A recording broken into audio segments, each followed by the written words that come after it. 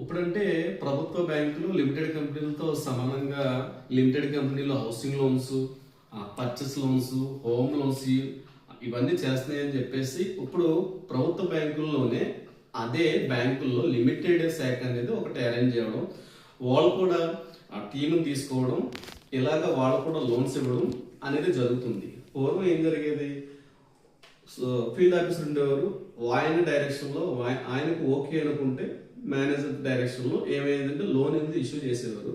తర్వాత ఈ రీపేమెంట్ ఇష్యూకి కస్టమర్దే ఇంకా వాళ్ళు ఎవరో ఫాలోఅప్ చేయడం కానీ ఇంటికి వెళ్ళి ఈఎంఐ కట్టడం కానీ అయితే రేర్గా ఇంకా ఎప్పుడు బ్యాంకర్స్కి ఇక పేకల లోతుకు వచ్చేసినాయి. ఆ టైంకి వీళ్ళు వెళ్ళి ఆ రీపేమెంట్ కోసం అడిగేవారు, లేదా ఎన్పీకి వెళ్ళిపోయినప్పుడు ఇలా జరిగేది. ఇప్పుడైతే సేమ్ ప్రైవేట్ ఎన్బిఎఫ్సి బ్యాంకులు అనేది ఎలాగైతే ఉన్నాయి, ఇప్పుడు కూడా లిమిటెడ్ కంపెనీలు ఏర్పడి స్టిల్ ఇప్పుడు వాళ్ళు కూడా టీమ్ అరేంజ్ చేసుకుని రీపేమెంట్ ఇష్యూస్ అనేది వాళ్ళు కూడా చేయడం జరుగుతుంది. ఎన్బిఎఫ్సి బ్యాంక్లో ఇప్పుడు మీకు చెప్పాను కదా, టెక్నికల్, లీగల్, ఈ తర్వాత ఇవన్నీ, అలాగే క్రెడిట్ అనేది రీపేమెంట్ అనేది వస్తుందా లేదని చూసుకొని క్రెడిట్ డిపార్ట్మెంట్ అనేది లోన్ ఇష్యూ చేయడం జరుగుతుంది. కానీ ఇవన్నీ డిపార్ట్మెంట్లు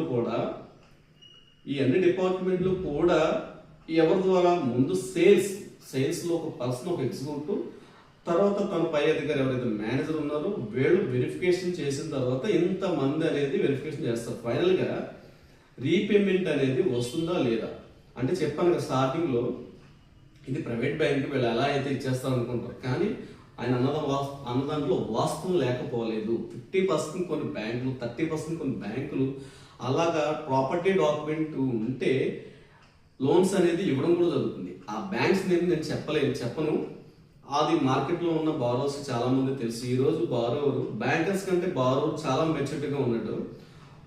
ఒక బ్యాంకర్స్ గా నాకు ఈ బ్యాంకు పరంగా నాలెడ్జ్ ఉంటుంది, కానీ ఇప్పుడున్న జనరేషన్, ఇప్పుడున్న పరిస్థితుల్లో బారోవర్కి ఏ బ్యాంకులో ఏ పాలసీ ఉంది, ఈ ఫైల్ ఎక్కడ ఎలాగా అవుతుంది అనేది బారోవర్కి నాలెడ్జ్ ఇచ్చారు మధ్యవర్తులు, కనెక్టర్స్, డిఎస్ఐలు, ఈ మీడియేటర్స్ అనేవాళ్ళు.